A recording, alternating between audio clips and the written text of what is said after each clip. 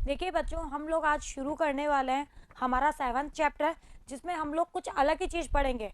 अब तक हमने जो चीज़ें पढ़ी उनमें हम लोगों ने हमारे जो भी कण थे उनको बिंदु कण मान के स्टडी किया था ना, कि हमने सारे कणों को एक बिंदु कण के रूप में स्टडी किया था। अब इस चैप्टर में हम पढ़ने वाले हैं हमारी रिजिड बॉडी, यानी कि दृढ़ पिंड के बारे में, घूर्णन गति के बारे में, इन सब के बारे में हम हमारे 7 चैप्टर में यहाँ पर स्टडी करेंगे, जिसका नाम है कणों के निकाय तथा घूर्णी गति। और इस चैप्टर में आज हम पढ़ने वाले हैं हमारे द्रव्यमान केंद्र के बारे में, क्योंकि हमें जब भी ये चीज़ें पढ़नी पड़ेगी, गुणन गति वगैरह ये सब चीज़ें हम पढ़ेंगे, उससे पहले हमें पता होना चाहिए कि द्रव्यमान केंद्र क्या होता है। इससे रिलेटेड हम कुछ फॉर्मूले यहाँ पर डिराइव करेंगे। तो सबसे पहले हम द्रव्यमान केंद्र, सेंटर ऑफ मास, इसे क्या कहते हैं, सेंटर ऑफ मास, इसकी अवधारणा को यहाँ पे समझेंगे। देन हम इस चैप्टर में आगे कंटिन्यू करेंगे। तो हेडिंग लगा लीजिए सेंटर ऑफ मास। अब देखो, हमेशा की तरह हमारा यही होता है कि सबसे पहले हम यह जानेंगे कि इस चैप्टर में हम स्टडी करने क्या वाले हैं। आज का पहला टॉपिक तो हमारा क्या है, द्रव्यमान केंद्र, वो तो हम यहाँ पर पढ़ने वाले ही हैं। उसके बाद में हम इस द्रव्यमान केंद्र की गति के बारे में पढ़ेंगे कि हमारा जो द्रव्यमान केंद्र है उसकी जो गति है वो किस तरीके से होती है, उसके बारे में स्टडी करेंगे। फिर हम कण होंगे, उन कणों के निकाय के रेखीय संवेग के बारे में स्टडी करेंगे। रेखीय संवेग वगैरह आप लोगों ने पढ़ा हुआ है। फिर हम पढ़ेंगे यहाँ पर सदिश के बारे में। हमें यहाँ पर वेक्टर की जरूरत पड़ेगी, लेकिन ये जो टॉपिक है ये मैं आपको लोगों को ऑलरेडी पढ़ा चुकी हूँ, इसलिए इस चैप्टर में मैं इस टॉपिक को वापस रिपीट नहीं करूँगी। मैंने आपको ये एडवांस में ऑलरेडी पढ़ा दिया था जब उन लोगों ने अदिश गुणनफल पढ़ा था। उसी के साथ ही मैंने आपको सदिश गुणनफल भी पढ़ा दिया था।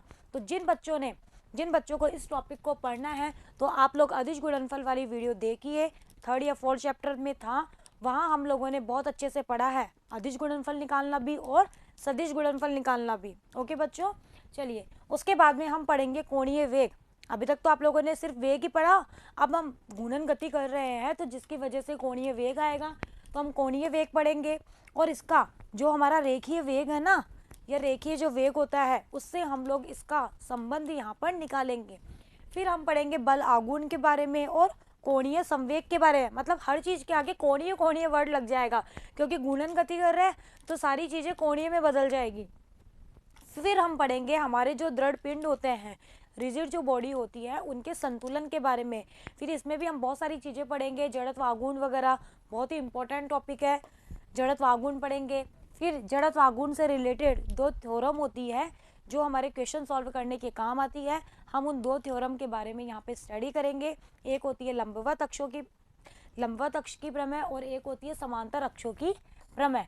उसके बाद में हम एक अचल अक्ष के परितः शुद्ध घूर्णन गति की बात करेंगे, और शुद्ध घूर्णन गति के बाद में हम पढ़ेंगे लॉटनिक गति। यानी कि बहुत सारी चीज़ें हम इस चैप्टर में पढ़ने वाले हैं। बहुत ही इंटरेस्टिंग चैप्टर है, बहुत अच्छा चैप्टर है। और सबसे इम्पोर्टेंट बात, ये चैप्टर हर बच्चे को बहुत टिपिकल लगता है। क्यों? क्योंकि इसमें रटने वाला कुछ है ही नहीं। अगर आपको कॉन्सेप्ट समझ में आ रहा है तब तो आप इजीली इस चैप्टर में आगे बढ़ते जाएंगे, और अगर आप एक भी कॉन्सेप्ट में अटक गए तो आप इस चैप्टर में आगे नहीं बढ़ पाएंगे। तो जो बच्चे रटते हैं उनके लिए तो ये चैप्टर बहुत ही टिपिकल होने वाला है। इसलिए मैं आपको कह रही हूँ कि आपको रटना नहीं है, आप लोगों को कॉन्सेप्ट को समझना है, और उस कॉन्सेप्ट को समझते हुए जो भी न्यूमेरिकल बनते हैं उन्हें आप लोग मेरे साथ साथ सॉल्व करते चलिए। तो हेडिंग लगा लीजिए द्रव्यमान केंद्र। अब देखो, द्रव्यमान जो केंद्र है जिसे हम कहते हैं सेंटर ऑफ मास, आगे जाके आप लोगों को कहीं कहीं ऐसे भी मिलेगा COM या फिर CM। इसका मतलब दोनों का यही है शॉर्टकट में, द्रव्यमान केंद्र।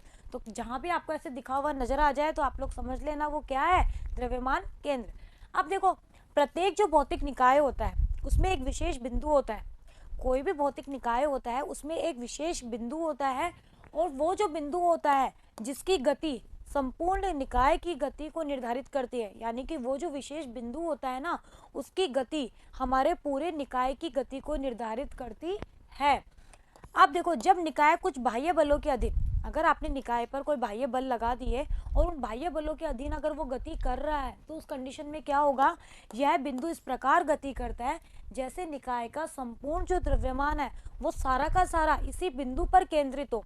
यानी कि कुल मिला के बात इतनी सी है, द्रव्यमान केंद्र क्या हुआ, वह बिंदु जिस पर हमारे निकाय का सारा द्रव्यमान केंद्रित हो, हमें एक ऐसा बिंदु मिले जिस पर हमारे पूरे निकाय का द्रव्यमान केंद्रित हो, उसे ही हम कहते हैं द्रव्यमान केंद्र। और बाह्य बल, और हमें पता है क्या लगता है, हम अगर इसके ऊपर हमारा जो पिंड या हमारा जो निकाय है उस पर जब हम लोग कोई फोर्स लगा रहे हैं तो हमें ऐसा लगता है कि वो सारा का सारा जो फोर्स है वो भी इस बिंदु के ऊपर ही लग रहा है। किसके ऊपर लग रहा है? इसी बिंदु के ऊपर आरोपित हो रहा है। तो इसी बिंदु को हम क्या कहते हैं? हमारे निकाय का द्रव्यमान केंद्र। यानी कि कुल मिला के द्रव्यमान केंद्र की अगर हम लोग बिल्कुल शॉर्ट एंड स्वीट डेफिनेशन दे तो क्या दे सकते हैं कि किसी निकाय का वह बिंदु जिस पर उसका पूरा का पूरा द्रव्यमान केंद्रित होता है उस निकाय का द्रव्यमान केंद्र कहलाता है।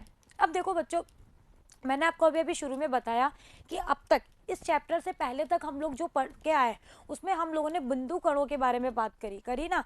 यहाँ हम पढ़ेंगे रिजिड बॉडी यानी कि दृढ़ पिंड के बारे में। अब दृढ़ पिंड होते क्या है?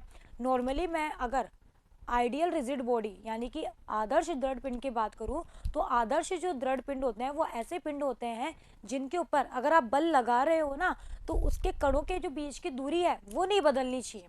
यानी कि अगर ये मेरी एक रिजिड बॉडी है, ये दो कण है, मान लो दो कण है, इनके बीच की दूरी अगर मैं बाहर से कोई फोर्स लगा रही हूँ तो इन कणों के बीच की जो दूरी है वो बदलनी नहीं चाहिए।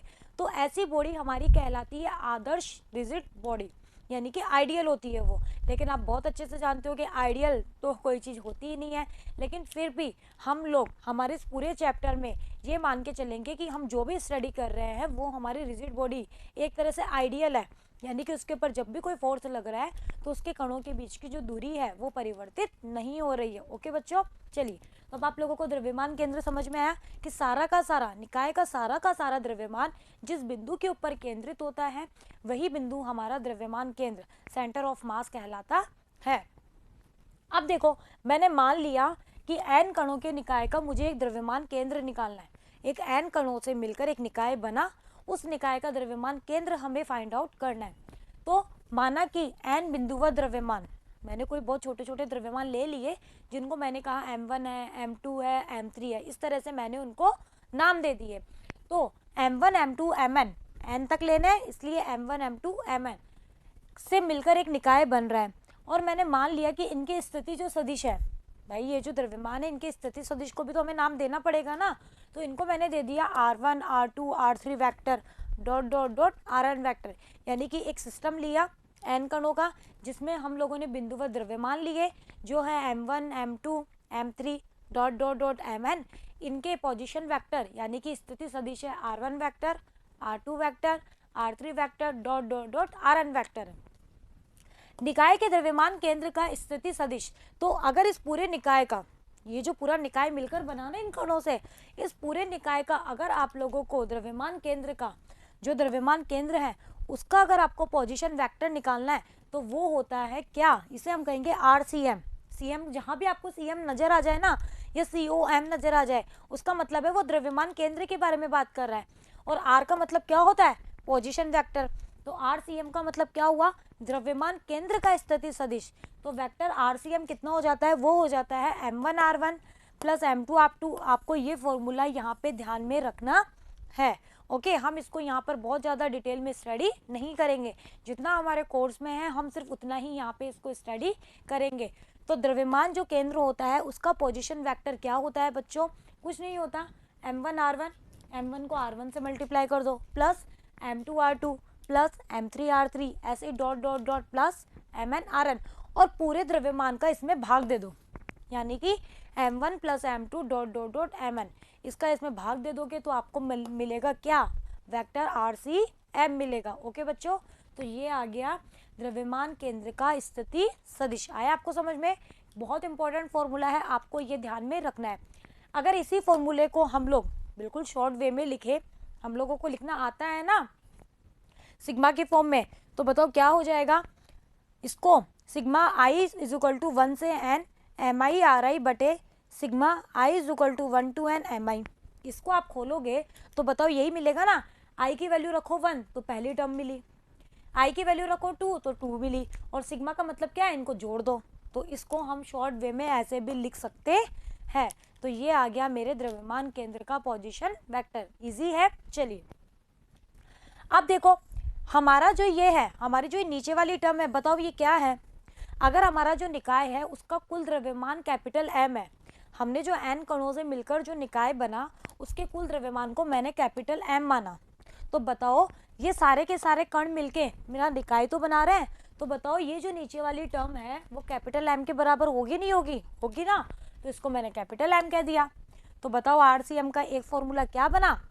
1/m summation M I R I vector, इसको लिख दिया एम, 1/m आ गया और ये वैल्यू एज इट इज, तो ये आ गया मेरा आरसीएम। ओके बच्चों, चलिए अब देखो एक टैबलेट पॉइंट, बहुत सारी टैबलेट्स हमने अब तक फिजिक्स में खाई है, आगे भी खाएंगे, और यही जो टैबलेट्स है वो हमारी फिजिक्स को स्ट्रॉन्ग बनाएगी ना। वो क्या?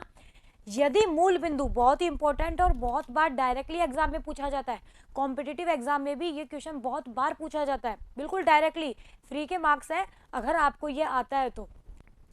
यदि आपका मूल बिंदु ही द्रव्यमान केंद्र हो जाए, यानी कि जो भी आप निकाय ले रहे हो उसका जो भी ओरिजिन है, जो भी मूल बिंदु है, उस वही मूल बिंदु आपका द्रव्यमान केंद्र है, यानी कि उस निकाय का सारा द्रव्यमान उसके मूल बिंदु पर ही आ गया।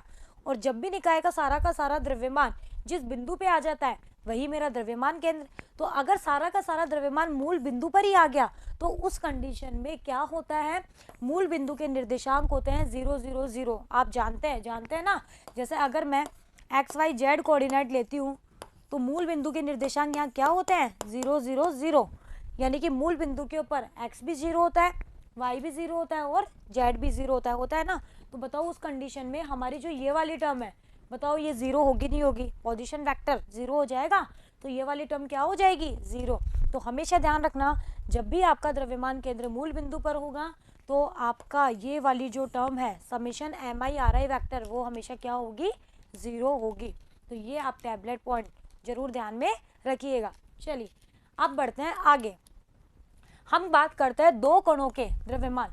हमारे पास में केवल 2 कण है, पहले हम 2 कणों की बात करते हैं। उन 2 कणों का द्रव्यमान केंद्र कहाँ हो, हमें उसकी स्थिति ज्ञात करनी है। कि मान लो ये 2 कण है कोई, अब इनका द्रव्यमान केंद्र कहाँ हो, हमें वो फाइंड आउट करना है। तो मैंने मान लिया कि m1 और m2 दो द्रव्यमान मैंने ले लिए, जिनके बीच की दूरी, भाई बीच की दूरी तो फिक्स रहेगी, बीच की दूरी को मैंने मान लिया r। इनका द्रव्यमान केंद्र इन दोनों के बीच में ही कहीं होगा, कहीं भी हो सकता है लेकिन इन दोनों के बीच में होगा, ठीक है। इनका द्रव्यमान जो केंद्र होता है इनके बीच में होता है। नोट क्या है, किसी भी एक कण से, देखो एक चीज आपको ये नोट वाला पॉइंट भी आपको ध्यान में रखना है, वो क्या? किसी भी एक कण से द्रव्यमान केंद्र की जो दूरी होती है वो कण के द्रव्यमान के व्यतकर्मानुपाती होती है। ये आप लोग याद रखना, R प्रोपोर्शनल टू 1/m, यानी कि एक कण से द्रव्यमान केंद्र की जो दूरी है वो उसके द्रव्यमान के व्यतकर्मानुपाती होती है। यानी कि द्रव्यमान बढ़ेगा तो ये दूरी घटेगी, ये दूरी बढ़ेगी तो द्रव्यमान घटेगा, यानी कि R प्रोपोर्शनल टू 1/m होती है। तो बताओ इस फॉर्मूले से अगर मैं R1 लिखूं तो क्या आ जाएगा? R1 प्रोपोर्शनल टू 1/m1, ठीक है। और R2 लिखूं तो क्या आएगा? R2 proportional to 1/m2। दोनों को आपस में डिवाइड कर दिया तो R1 बटे R2 कितना आ गया? M2/m1। आया नहीं आया? चलिए, तो यहाँ से क्रॉस मल्टीप्लाई कर दिया तो M1 R1 बराबर M2 R2। जैसे ये मेरा एक निकाय है जिसका द्रव्यमान केंद्र मैंने यहाँ कहीं भी मान लिया, ठीक है, ये इसका सेंटर ऑफ मास है। जो मैंने मान लिया कि ये जो सेंटर ऑफ मास है वो इस M1 द्रव्यमान से R1 दूरी पर है और ये सेंटर ऑफ मास इस M2 द्रव्यमान से R2 दूरी पर है। दोनों कणों के बीच की दूरी कितनी है? स्मॉल r है, तो R प्रोपोर्शनल टू 1/m होता है, ये आपको याद रखना है। इससे मैंने R1 बटे R2 लिखा और वहाँ से मेरे पास में ये स्टेप आ गई। चलिए अब हम करते हैं इसको आगे सॉल्व। यहाँ से आप लोग R1 की वैल्यू निकाल लो। R1 कितना आ जाएगा? M2 R2 divided by M1। आएगा नहीं आएगा? आएगा ना। चलिए अब आप लोग डायग्राम से देखें तो बताओ, डायग्राम से आप लोग क्या देख सकते हो? R बराबर है R1 प्लस R2। डायग्राम से दिख रहा है आपको? ये जो R है वो R1 प्लस R2 है। तो यहाँ से अगर मैं R2 निकालूँ तो बताओ कितना आएगा? R minus R1। तो बस यही किया है, ये वैल्यू यहाँ पे पुट कर दो, R2 की वैल्यू ये पुट कर दो, तो R1 बराबर आ गया M2 R माइनस R1, एक टर्म और आएगी नीचे बटे में M1। M1 और है ना ऑलरेडी, यहाँ पे कुछ भी नहीं किया है। दोबारा से समझिए, R प्रोपोर्शनल टू 1/m होता है, ये हम जानते हैं, हमें इसको ध्यान में रखना है। बस इसको अगर हमें ध्यान में रखना है तो यहाँ से मैंने R1 और R2 निकाल लिए और इनका अनुपात निकाल लिया। अनुपात निकाल के मैंने यहाँ से R1 की वैल्यू निकाल ली। R1 की वैल्यू मुझे R2 के पदों में मिली। मुझे R2 को यहाँ से हटाना है। R2 को मुझे हटाना है तो मुझे अपने डायग्राम पे जाना होगा। मेरे डायग्राम से R2 को मैं R माइनस R1 लिख सकती हूँ, तो मैंने यहाँ पे ये पुट कर दिया। तो यहाँ पर ये जो स्टेप है ये पूरी एज इट इज़ ऐसे आएगी। यहाँ मिसिंग था कुछ, M2 R2 की जगह रख दिया R माइनस R1, नीचे M1 ऑलरेडी है तो यहाँ M1 और लगा लेना। इस M1 को इससे मल्टीप्लाई कर दिया तो ये स्टेप मिलेगी, मिलेगी नहीं मिलेगी? M1 R1 बराबर M2 R minus M2 R1। मैंने ब्रैकेट को खोल दिया। चलिए अब आपको R1 के जो टर्म्स है उनको आप लोग एक जगह कलेक्ट कर लीजिए। बिल्कुल मैथमेटिक्स में भी करते हो ना, x के टर्म्स को एक जगह कलेक्ट किया, y को एक जगह किया, तो बिल्कुल यही काम हमें यहाँ भी करना है। चलिए इसको इधर ले आए, M1 R1 ये इधर आए तो प्लस का हो गया और ये इधर एज इट इज। इसमें से R1 कॉमन आ गया तो क्या बचा, M1 प्लस M2 इधर एज इट इज। मुझे तो क्या चाहिए, R1 चाहिए। R1 बराबर कितना आ गया, इसको इससे भाग दे दो, M2 बटे M1 plus M2 into R। और सिमिलरली यही काम अगर आप लोग यहाँ पर R2 की वैल्यू, पहले यहाँ से R2 की वैल्यू निकालना, R2 की वैल्यू में R1 आएगा, R1 की वैल्यू यहाँ से पुट कर देना, कितनी आ जाएगी, R माइनस R2। बिल्कुल यही काम आप रिपीट करके करोगे ना तो आपको R2 मिलेगा इतना। लेकिन आपको ये दोबारा नहीं करना है, आप लोग लिख सकते हैं सिमिलरली। बस क्या ध्यान रखना है, R1 बराबर आया M2 divided by M1 plus M2 into R। तो जब आप R2 लिखेंगे तो वो आएगा M2 की जगह आ जाएगा ओनली M1, इतना ही फर्क आएगा। लेकिन आप लोग एक बार खुद से इसको करेंगे जरूर। एग्जाम में आपको दोनों को यूज़ करने की ज़रूरत नहीं है, कोई भी एक निकाल के सिमिलर करके दूसरा लिख सकते हैं, लेकिन घर पे आप लोग खुद से इसको एक बार ज़रूर सॉल्व करेंगे। और ये दोनों फॉर्मूले आपको ध्यान रखना है कि अगर दो कण है तो उन दोनों कणों का जो द्रव्यमान केंद्र होता है उसकी स्थिति ये होती है। अगर मैं ये रहा, अगर M1 कण से पूछूं इसकी दूरी R1 तो वो होती है M2 divided by M1 plus M2 into R। और अगर M2 कण से पूछूं तो वो होती है R2, कितनी होगी, M1 divided by M1 plus M2 into R। Okay बच्चों, तो ये आपको दोनों फॉर्मूले ध्यान रखना है। ये है दो कणों के निकाय के द्रव्यमान केंद्र की स्थिति ज्ञात करना। यहाँ से न्यूमेरिकल भी बन सकता है, वो आपको वैल्यूज दे देगा और पूछेगा। चलिए अब R1 क्या है, M1 से सेंटर ऑफ मास की दूरी, R2 क्या है, M2 से सेंटर ऑफ मास की दूरी। अब अगर बताओ आपके दोनों द्रव्यमान, मान लो कि आप एक ऐसा निकाय ले रहे हो दो कणों का जिसमें दोनों कणों का जो द्रव्यमान है वो मेरा बराबर है, यानी कि M1 बराबर M2 है, रख दो। अगर आपका M1 और M2 बराबर है तो उस कंडीशन में आपको R1 और R2 की वैल्यू कितनी मिलेगी, हाफ मिलेगी। यानी कि अगर आपका दो कणों का निकाय ऐसा है जिनके द्रव्यमान दोनों बराबर हैं, ये भी M1 है, मान लो ये भी M1 है, तो इनका द्रव्यमान केंद्र इनके सेंटर पे होगा, बिल्कुल इनके मिड में स्थित होगा। और आप लोग यहाँ से भी इजीली निकाल सकते हो, वैल्यू पुट कर दो। देखो R1 बराबर निकालो, M2 की जगह भी M पुट कर दो, M1 की जगह भी M, M2 की जगह भी M और R। बताओ कितना आया, M by 2M into R। M से M कट गया, बताओ कितना आ गया, R बाई 2। यानी कि बिल्कुल मिड में, दोनों के बीच की दूरी R है तो R बाई 2 क्या हुआ, बिल्कुल इनका मिड। सिमिलरली R2 भी आपको इतना ही मिलेगा। तो ये भी आपको ध्यान रखना है, ये भी एग्जाम में डायरेक्टली पूछ लिया जाता है। अब दूसरी बात क्या, अगर मेरा एक द्रव्यमान बड़ा है, जैसे मान लिया कि मैंने जो M2 द्रव्यमान लिया ना वो मेरा ज़्यादा बड़ा है और M1 द्रव्यमान उसकी तुलना में छोटा है, तो बताओ उस कंडीशन में हमारा R1 बड़ा होगा कि R2। तो ये चीज़ भी आप लोग इस फॉर्मूले से निकाल सकते हैं। अगर आपका M2 बड़ा है तो आप लोग जैसे M2 को मान लो आपने 10 मान लिया और M1 को उसके कंपेयर में आपने 1 या 2 मान लिया, रखकर जब आप करोगे तो आपको R1 की वैल्यू ज़्यादा मिलेगी और R2 की वैल्यू कम मिलेगी। तो उस कंडीशन में R1 ज़्यादा होगा और R2 कम होगा।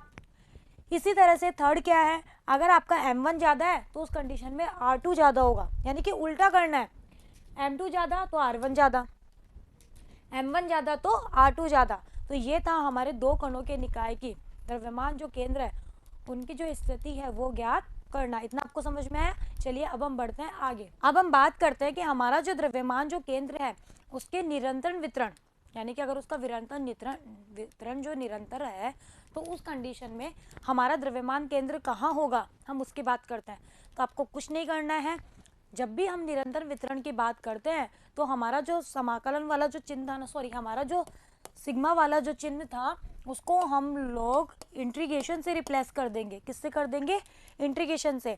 जैसे मैंने कहा एक्सीएम, अब मुझे निकालना है केवल एक्स, यानी कि एक्स अक्ष पर कहाँ सेंटर ऑफ मास होगा। तो आपको कुछ नहीं करना, अभी अभी हमने जो ये चीज़ पढ़ी है ना, थोड़ा सा बैक में आता है, ये वाला हमने आरसीएम निकाला। आर का मतलब क्या होता है कि इसमें एक्स भी है, वाई भी है, जेड भी है। लेकिन अगर निरंतर वितरण है और मुझे केवल एक्सीएम चाहिए तो आपको कुछ भी नहीं करना है, इन चिन्हों को आप लोग रिप्लेस कर दीजिए किससे? समाकलन से। यानी कि जो ये वाली चीज़ है इसकी जगह लिख दीजिए इंटीग्रेशन डीएम, और यहाँ पे भी इसकी जगह इंटीग्रेशन डीएम आ जाएगा। आर आई की जगह हम ओनली एक्स घटक ले रहे हैं तो ओनली एक्स आ जाएगा। तो अगर हम इसको लिखे तो बताओ कैसे हो जाएगा ये? इंटीग्रेशन एक्स डीएम बटे इंटीग्रेशन डीएम। सिमिलरली इसको अगर हम वाई डीएम के लिए वाई सी एम के लिए लिखे तो क्या हो जाएगा? एक्स की जगह वाई आ जाएगा। जेड के लिए लिखेंगे तो क्या आ जाएगा? जेड आ जाएगा। यानी कि अगर एक्स के लिए निकाल रहे हैं, एक्सीएम निकाल रहे हैं तो इसमें वाई का कोई रोल नहीं है, वाई निकाल रहे हैं तो इसमें एक्स और जेड का कोई रोल नहीं है, और जेड के लिए निकाल रहे हैं तो इसमें एक्स और वाई का कोई रोल नहीं है। कुछ भी नहीं करना है, सिर्फ योग चिन्ह को समाकलन चिन्ह से प्रतिस्थापित करना है।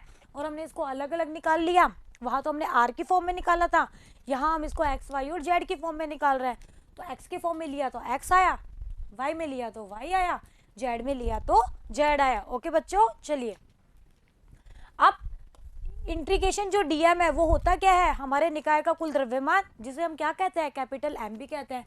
तो अगर हम टोटल फॉर्म में निकालें, यहाँ तो हमने एक्स वाई और जेड में निकाला, अगर मैं इसको पोजीशन वेक्टर के रूप में निकालूं, यानी कि आर के रूप में निकालूं, तो बताओ क्या हो जाएगा? 1/m integration R D M. ये तो होगा नहीं होगा भाई? इसको मुझे कंबाइन करके आर की फॉर्म में निकालना है। 1/m इसकी जगह तो 1/m आ गया, और यहाँ पे वेक्टर आर आ गया और डीएम एज इट इज है। तो ये आ गया RCEM। कब? जब हमारा वितरण कैसा हो? निरंतर हो। तो बस जो समाकलन था, हमारा जो समेशन था, उसको हम समाकलन से रिप्लेस कर देते हैं। अब टैबलेट पॉइंट क्या है? यदि कोई वस्तु एक्स अक्ष के प्रति सममित है, यानी कि कोई वस्तु ऐसी है जो एक्स अक्ष के प्रति सममित है, तो सेंटर ऑफ मास का वाई निर्देशांक वहां पर 0 होता है। यानी कि जिस अक्ष के सममित होती है उसके अलावा बाकी अक्षों का सेंटर ऑफ मास जो होता है वो वहां पर उस सेंटर ऑफ मास का बाकी अक्षों के लिए जो निर्देशांक होते हैं वो क्या होते हैं बच्चों? 0 होता है। यानी कि अगर एक्स अक्ष के अनुदिश सममित है तो सेंटर ऑफ जो मास है उसका वाई कोऑर्डिनेट क्या होगा? 0 होगा। वाई अक्ष के अनुदिश होगी तो सेंटर ऑफ मास का क्या हो जाएगा? एक्स कोऑर्डिनेट 0 हो जाएगा, इस तरह से। तो ये चीज भी आपको यहाँ पे ध्यान में रखनी है। अब बात करते हैं कि माना कि कोई 3 कण है, हमने कोई 3 कण ले लिए जिनके निर्देशांक है x1 y1, दूसरे के हैं x2 y2 और x3 y3। ये 3 कण हैं जिनके निर्देशांक हमें दिए गए, यानी कि एक तल में है। जब भी आपको 2 कोऑर्डिनेट्स दिए जाते हैं तो इसका मतलब क्या होता है? बताया था मैंने कि वो एक तल में स्थित होता है। यहाँ पर xy के रूप में दे रखा है, इट मीन्स ये xy प्लेन में स्थित है। माना इनके द्रव्यमान इतने इतने हैं, m1 m2 और m3 है। कणों के द्रव्यमान केंद्र, अब इन कणों का जो द्रव्यमान केंद्र है उसके निर्देशांक हो गए, मान लीजिए C मैंने नाम दे दिया उस बिंदु को, द्रव्यमान केंद्र को, और उसके निर्देशांक है XY। अब आपको इस x और y की वैल्यू फाइंड आउट करनी है, कितनी होगी? तो बिल्कुल वैसे ही लिखेंगे जैसे लिख रहे हैं। अगर x चाहिए, अभी अभी तो लिखा हमने इंटीग्रेशन x dm बटे dm, ऐसे तो लिखेंगे। तो बताओ क्या हो जाएगा? m1 x1 plus m2 x2 plus m3 x3। जब भी x लिख रहे हो तो इसके अंदर y और z का कोई रोल नहीं होगा। हुआ क्या? तो बटे डिवाइडेड में कुल द्रव्यमान। जब y लिख रहे हो तो क्या हो जाएगा? m1 y1 plus m2 y2 plus m3 y3 divided by ये लिखा हमने कहाँ से ही? यहीं से ही लिखा है, बिल्कुल इसी वाले से ही। m1 x1 plus m2 x2 plus m3 x3 divided by m1 plus m2 plus m3। y के लिए लिखा तो x की जगह y आ गए। ओके बच्चों, तो ये आ गया इसके सेंटर ऑफ मास। अब देखो इन दोनों में अगर मैं m1 बराबर m2 बराबर m3 कर दूं, यानी कि मैं एक ऐसा निकाय ले रही हूँ जिसमें 3 कण हैं और तीनों के द्रव्यमान समान है। जब आप इसमें वैल्यू पुट करोगे तो बताओ क्या होगा, m कॉमन आएगा तो बताओ अंदर क्या बचेगा, x1 plus x2 plus x3, और नीचे क्या बचेगा, m कॉमन आ गया और 3 और m आ गया कॉमन। अब ये बताओ ये चीज़ कुछ जानी पहचानी लग रही है, x1 plus x2 plus x3 divided by 3, कुछ केंद्रक वाली स्थिति समझ आ रही है कि एक त्रिभुज हो, यानी कि ये जो तीनों कर्ण है वो इस तरह से होंगे कि त्रिभुज में स्थित होंगे इस तरह से, और इन तीनों का द्रव्यमान जो केंद्र होगा वो इनके केंद्रक पर स्थित होगा, होगा नहीं होगा, x1 plus x2 plus x3 divided by 3, x की वैल्यू, यानी कि हमें द्रव्यमान केंद्र का x कोऑर्डिनेट कहाँ मिल रहा है, इसके केंद्रक पे। सिमिलरली हमारा जो y कोऑर्डिनेट है वो भी हमें इतना ही प्राप्त होगा। तो मैंने यही चीज़ लिखी है कि अगर तीनों द्रव्यमान बराबर हैं तो x और y की जो वैल्यूज़ है वो ये मिलेंगी, और ये चीज़ हमें क्या बताती है कि समान द्रव्यमान वाले कणों के लिए तीनों निकायों का सेंटर ऑफ जो मास होता है वो उन तीनों को मिलाने इन तीनों जो मास है या इन तीनों को मिलाने से बने जो त्रिभुज है उनके केंद्रक पर स्थित होगा। लेकिन ये कब होगा, जब तीनों द्रव्यमान बराबर हैं तो ही ये एक त्रिभुज बनेगा, और त्रिभुज का जो केंद्रक होगा उस पर हमारा सेंटर ऑफ मास, यानी कि इस निकाय का पूरा जो द्रव्यमान है वो इस त्रिभुज के केंद्रक के ऊपर स्थित होगा। बाकी नॉर्मली जनरल फॉर्मूला हमारा क्या है, यही है। इसी को हमने जर्नलाइज किया हमारे स्पेशल केस में, बिल्कुल वैसे ही जैसे हमने अभी 2 के लिए किया था ना, मिड में आया था ना, तब जब दोनों द्रव्यमान बराबर हो गए थे तो बताओ सेंटर ऑफ मास कहाँ आया था, बिल्कुल मिड में आया था। इसी तरह से 3 द्रव्यमान हो तो ऑब्वियसली बात है त्रिभुज बनेगा, और त्रिभुज के केंद्रक पर हमारा द्रव्यमान केंद्र होगा, और ये चीज़ एग्जाम में पूछी जाती है डायरेक्टली, तो आपको ये पता भी होनी चाहिए।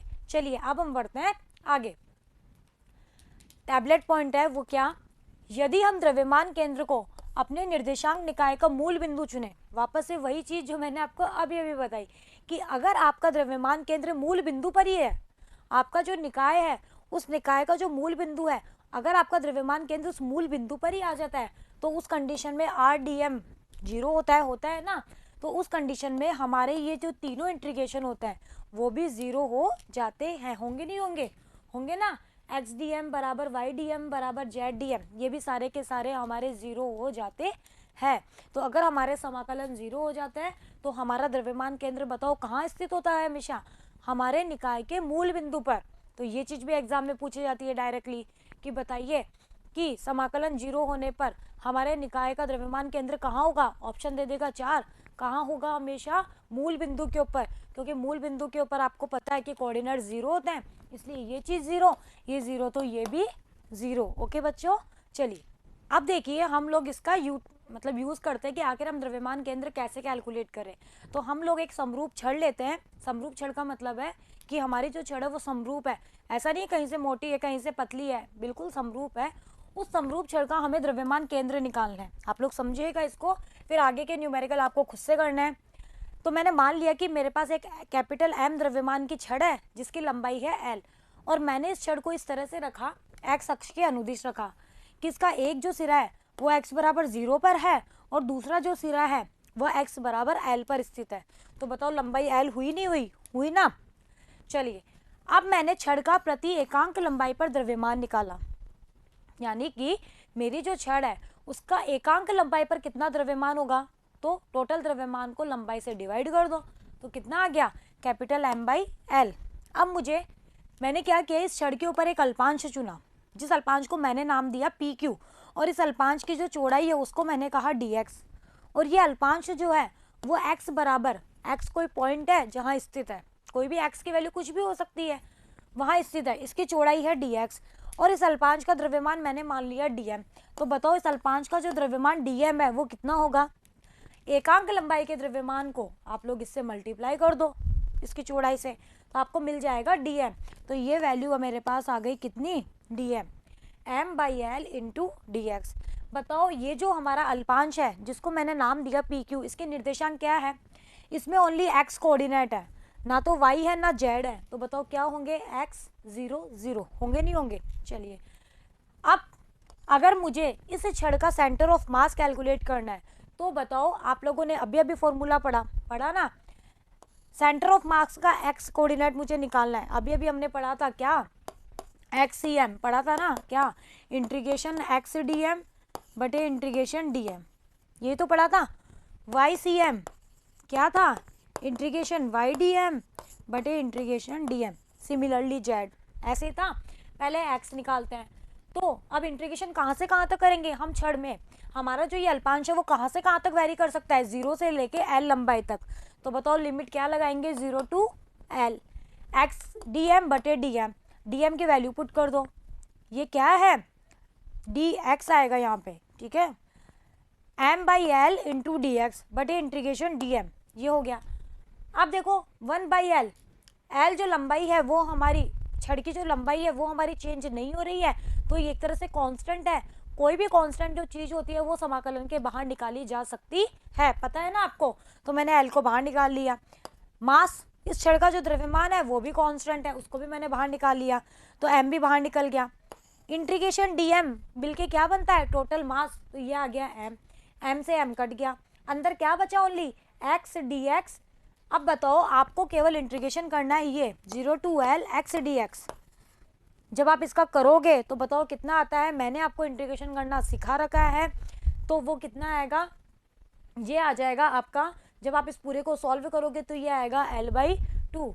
इंटीग्रेशन एक्स डी एक्स कैसे करते हैं, एक्स की घात 1 n plus 1 plus N 1 plus 1 divided by 2, ये आ जाएगा एक्स स्क्वायर बाई 2। और जब आप इसकी लिमिट लगाओगे तो ये कितना आ जाएगा, एक्स की जगह रख दो एल, तो एल स्क्वायर बाई 2। ऑलरेडी एक एल आपका बाहर चल ही रहा है ये वाला, इस एल से एक एल कट गया, तो ये बच गया ओनली एल बाई 2। एस की घात N plus 1 divided by N plus 1 ऐसे ही होता है। तो यहाँ पर 1 एन प्लस 1, तो यहाँ पे 1 है, तो 1 प्लस 1 डिवाइडेड बाई 1 प्लस 1 यानी कि 2।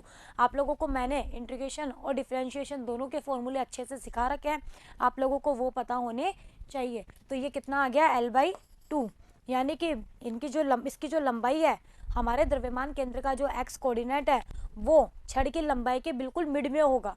एल बाई 2 का मतलब क्या हुआ, छड़ की लंबाई के मिड में। चलिए वाई कोऑर्डिनेट निकाल लेते हैं। बताओ वाई कोऑर्डिनेट के लिए क्या लिखेंगे, वाई डी एम बटे डी एम। वाई कोऑर्डिनेट तो है ही नहीं छड़ का, हमने जो अल्पांश लिया है या हमारी जो छड़ है वो तो एक्स अक्ष के अनुदिश रखी हुई है, वाई कोऑर्डिनेट है ही नहीं, तो 0 हो गया। सिमिलरली जेड भी 0 हो गया। तो बताओ सेंटर ऑफ मास के कोऑर्डिनेट क्या है, एल बाई 2 0 0। यह छड़ के केंद्र पर स्थित होगा, यानी कि हमारी जो छड़ है अगर वो एक्स अक्ष के अनुदिश रखी हुई है तो इसका सेंटर ऑफ मास कहाँ होगा, बिल्कुल इसके मिड में होगा, होगा नहीं होगा। तो इस तरह से आप लोग ये जो हमारी चीज़ थी इसको आप लोग आसानी से यूज़ कर सकते हो। तो आपको फॉर्मूला अप्लाई करना आ गया, आप लोग और प्रैक्टिस करोगे ना तो धीरे धीरे इजीली आपसे हो जाएंगे। सिमिलरली वो आपको बोलता है कि ये वाई अक्ष के अनुदिश रखी हुई है, तो क्या होता, वाई कोऑर्डिनेट एल बाई 2 आता, एक्स और जेड कोऑर्डिनेट हमारे 0 0 हो जाते। चलिए अब बात करते हैं द्रव्यमान जो केंद्र है, हमारा जो द्रव्यमान केंद्र है इसकी गति के बारे में हम बात करते हैं कि इसकी जो गति है और संवेग संरक्षण है, हम देखेंगे कि इसमें संवेग संरक्षित रहता है, तो इनके बारे में हम लोग यहाँ पे डिस्कस करते हैं। द्रव्यमान केंद्र की पहले हम बात करते हैं वेग, यानी कि हमारा जो सेंटर ऑफ मास है ना इसका पहले हम वेग निकालते हैं। अब देखो कैसे निकालेंगे, हमने अभी अभी देखा कि x बराबर कितना है, सेंटर ऑफ मास के लिए x है summation M I X I बटे एम। y निकालेंगे तो summation M I Y I बटे एम। z निकालेंगे तो summation M I Z I बटे एम। ये होता है, ये हमने समेशन या सिग्मा के फॉर्म में ले लिया, हम इसको इंटीग्रेशन के फॉर्म में भी लिख सकते हैं ना। चलिए जनरल फॉर्म में अगर मैं r लिखूं, ये तो मैंने अलग अलग लिखा है एक्स वाई और जेड की फॉर्म में, अगर मैं पोजीशन वेक्टर की फॉर्म में लिखूं तो क्या आता है, summation M I R I बटे एम। आपको अच्छे से पता है कि पोजीशन वेक्टर आर को हम कैसे लिखते हैं, हम बहुत पहले ही पढ़ चुके हैं, ये तो पढ़ चुके हैं ना, x I cap plus Y J cap plus Z K cap. तो मैंने मान लिया कि आर आई है, कोई आई वे आई की बात कर रहे हैं, तो इसके लिए लिखा तो X I I cap plus Y I J cap plus Z I K cap. और आर को कैसे लिखेंगे, X I cap plus Y J cap plus Z K cap. ये तो है ये वाला स्मॉल आर और ये है ये वाला। एन कणों के निकाय के लिए अगर मेरा जो कण है वो एन कणों का निकाय है, इसको मैंने इससे मल्टीप्लाई कर दिया, एम आर वेक्टर कितना आ गया, समेशन एम आई और आर आई वेक्टर। अगर मैं इसको खोलूँ तो कितना आएगा, आई की वैल्यू रखते जाओ, यहाँ पर लिमिट भी आप लगा सकते हो, I is equal to 1 to n, I की वैल्यू रखो 1, m1r1 plus m2r2 plus m3r3 dot dot dot mn तो ये आ गया मेरा n कणों के लिए। अब इस इक्वेशन का, ये जो इक्वेशन मेरी आ गई, इस इक्वेशन को आपको इस इक्वेशन से वेग निकालना है, यानी कि द्रव्यमान जो केंद्र, आपको उसका वेग फाइंड आउट करना है। ये तो r तो क्या है, द्रव्यमान केंद्र का स्थिति सदिश है। आप लोग चाहे तो इसको RCM लिख लीजिए ताकि आप लोग कंफ्यूज ना हो, तो यहाँ पे CM लगा लो। अब आपको अगर पोजीशन वेक्टर पता है तो क्या वेग नहीं निकाल सकते? अरे ये तो हम लोगों ने बहुत पहले ही पढ़ लिया, हमारे 3rd-4th चैप्टर में पढ़ के आ गए ना। क्या विस्थापन में परिवर्तन की दर ही तो वेग कहलाता है। तो बस इस इक्वेशन का दोनों तरफ समय के साथ में क्या कर दो, अवकलन कर दो, कर दीजिए। तो m का तो होने से रहा dr/dt, तो इधर भी तो होगा अवकलन, तो इधर भी जब अवकलन होगा तो m1r1 तो dr1/dt plus m2 dr2/dt plus mn drn/dt। बताओ ये क्या बना, ये बन गया वेग v या फिर VCM। ये क्या है v1, ये क्या है v2, ये क्या है v3। तो बताओ mVCM कितना आ गया, m1v1 plus m2v2 plus mn/vn। आया नहीं आया? इस m को वापस डिवाइड कर दो, तो बताओ सेंटर ऑफ मास का वेग कितना आ गया, VCM m1v1 plus m2v2 plus dot dot dot mn/vn divided by m। तो ये रहा मेरे सेंटर ऑफ मास का वेग, यानी कि मैंने इसके वेग को कैलकुलेट कर लिया। चलिए अब निकाय के कुल संवेग, अब बताओ mv होता क्या है? कभी आप लोगों ने देखा है mv कुछ होता है? अरे हाँ, mv होता है p, जिसे हम कहते हैं हमारा संवेग।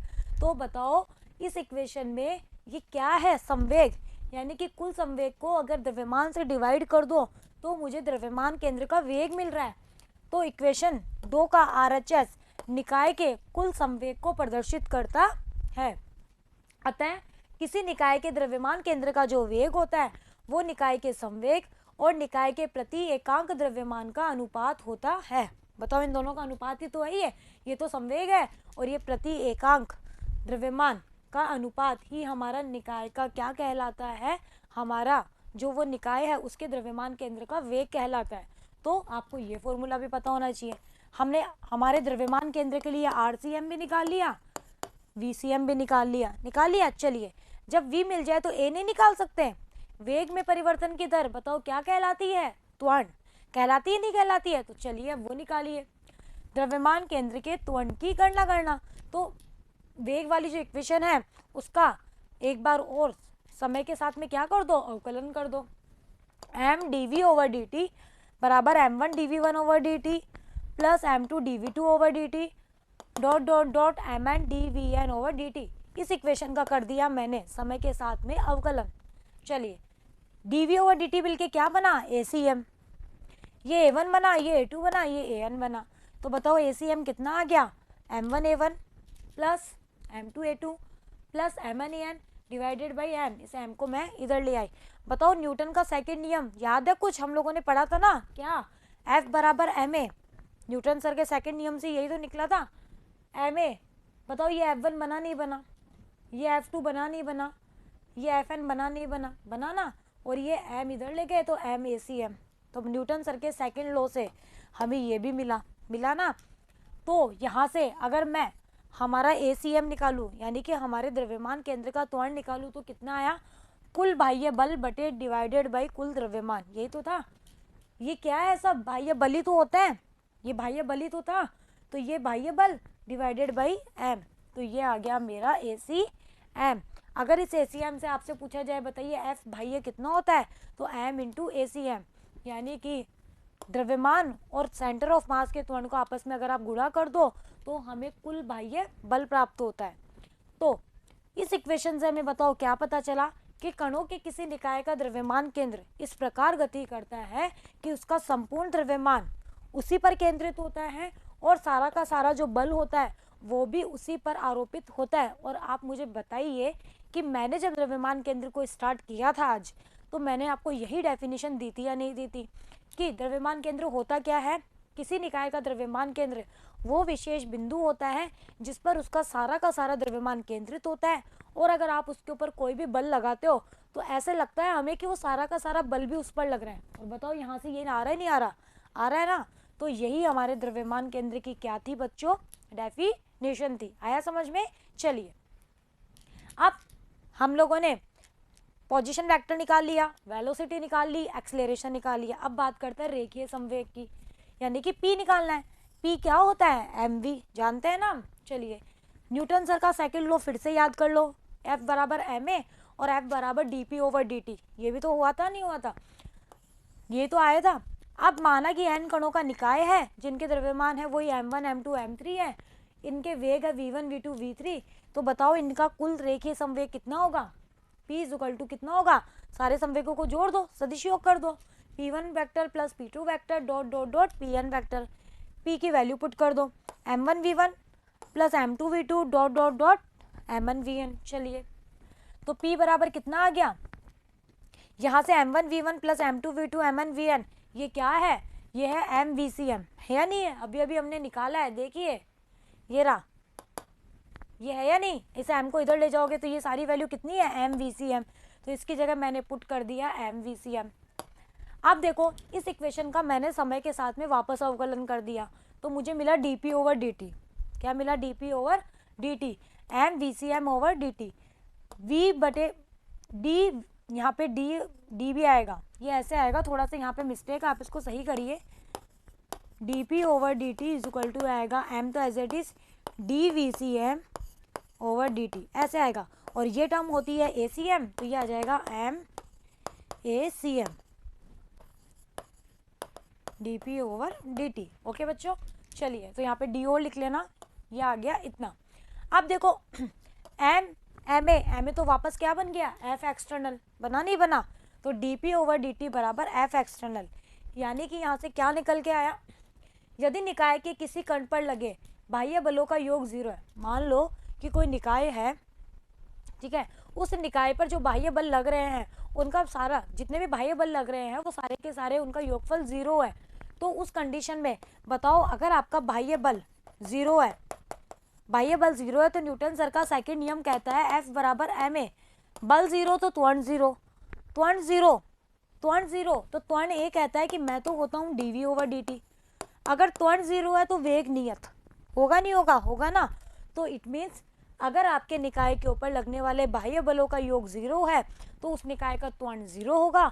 अगर उस निकाय का त्वरण 0 है तो उसका वेग क्या होगा? नियत होगा, 0 नहीं होगा, नियत होगा। तो हमारा जो निकाय है, और अगर हमारे निकाय का वेग नियत है तो हमारा जो संवेग है वो भी नियत रहेगा, क्योंकि P बराबर क्या होता है? P बराबर होता है mv, v नियत तो P भी नियत। हुआ नहीं हुआ? और आप लोग यहाँ से भी निकाल सकते हैं, अगर f 0 तो dp ओवर dt बराबर 0, इट मीन्स p नियत, यानी कि हमारा जो रेखीय संवेग है वो नियत होता है। तो आप लोग इससे भी निकाल सकते हैं डायरेक्ट, और आप इससे भी निकाल सकते हैं। तो बताओ हमारा जो रेखीय संवेग है वो नियत हुआ नहीं हुआ? हुआ। चलिए, तो dp ओवर dt बराबर क्या आ गया? 0। इट मीन्स हमारा जो रेखीय संवेग है द्रव्यमान केंद्र में वो हमारा नियत रहता है, यानी कि यहाँ पर रेखीय संवेग जो है वो नियत है।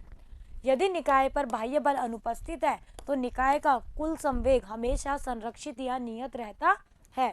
तो यहाँ पर रेखीय संवेग संरक्षण नियम क्या कर रहा है? काम कर रहा है।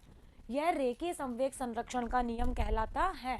तो आपको ये पॉइंट यहाँ पे ध्यान में रखना है। ये डायरेक्टली एग्जाम में पूछा जाता है कि अगर किसी निकाय पर लगने वाले बाह्य बलों का योग 0 है, या कोई बाह्य बल उपस्थित नहीं है, या तो योग 0 है, भाई एक इस डायरेक्शन में एक उस डायरेक्शन में, इनके परिमाण समान है, दिशा में विपरीत है, तो 0 आ गए, या कोई बाह्य बल लग ही नहीं रहा है, तो दोनों ही कंडीशन में हमारा जो निकाय है उसका रेखीय जो संवेग है वो संरक्षित रहता है, और इसे ही हम रेखीय संवेग के संरक्षण का नियम कहते हैं। तो ये था हमारे द्रव्यमान जो केंद्र है उसकी पूरी अवधारणा। आज हमने सेंटर ऑफ मास से रिलेटेड बहुत सारी चीज़ें पढ़ ली। पहले सेंटर ऑफ मास जाना, फिर 2 कणों का सेंटर ऑफ मास निकाला, फिर 3 कणों का निकाला, फिर निरंतर वितरण के लिए निकाला, फिर हम लोगों ने एक एग्जाम्पल किया छड़ वाला, समरूप छड़ वाला किया ना। फिर उसके बाद में हम लोगों ने द्रव्यमान केंद्र की गति के बारे में जाना, जहाँ हमने इसका वेग निकाला, इसका त्वरण निकाला, फिर इसके बाद में हम लोगों ने क्या निकाला, इसके रेखीय संवेग के बारे में जाना ना। तो इसी के साथ ही हमारा जो द्रव्यमान केंद्र वाला पार्ट है वो आज कंप्लीट होता है। आगे की वीडियो में हम कुछ और ही पार्ट के बारे में डिस्कस करेंगे। आज की वीडियो बहुत ही इंपॉर्टेंट है। अगर आपको इस चैप्टर को अच्छे से समझना है तो आपको सेंटर ऑफ मास का पूरा कॉन्सेप्ट बहुत अच्छे से क्लियर होना चाहिए। आगे ये चीज़ आपको बहुत यूज़ आएगी। ओके बच्चों, तो आप लोग वीडियो को बार बार देखिए अगर आपको प्रॉब्लम आ रही है तो, लेकिन प्रॉब्लम को अपने साथ लेके मत चलिए।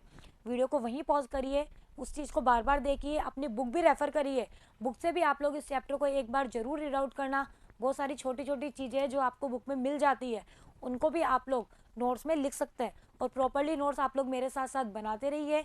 न्यूमेरिकल भी जैसे मैंने छड़का करवाया और न्यूमेरिकल आपकी बुक में दिए हुए हैं, आप लोग करके देखिएगा, आपसे आसानी से हो जाएंगे। तो बने रहिएगा मेरे साथ, मिलते हैं नेक्स्ट वीडियो में। Thank you.